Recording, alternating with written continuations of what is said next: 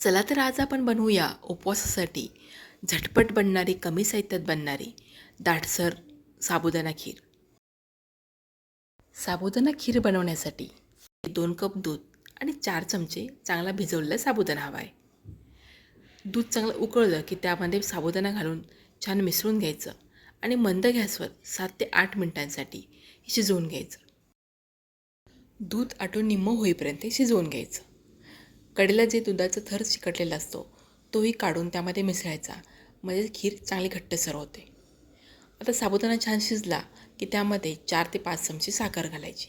साखर आपल्या आवडीप्रमाणे कमी जास्त करू शकतो. त्याबरोबरच सुकामेवाही घालायचा आणि पुन्हा 1 ते 1.5 मिनिटांसाठी शिजवून घ्यायचं. ही खीर थंड झाल्यानंतर अजून थोडी घट्ट होते. आणि ही खीर गरम गरम खाण्यापेक्षा फ्रीजमध्ये ठेवून थंडगार करून खा. ही चव अजून वाढते.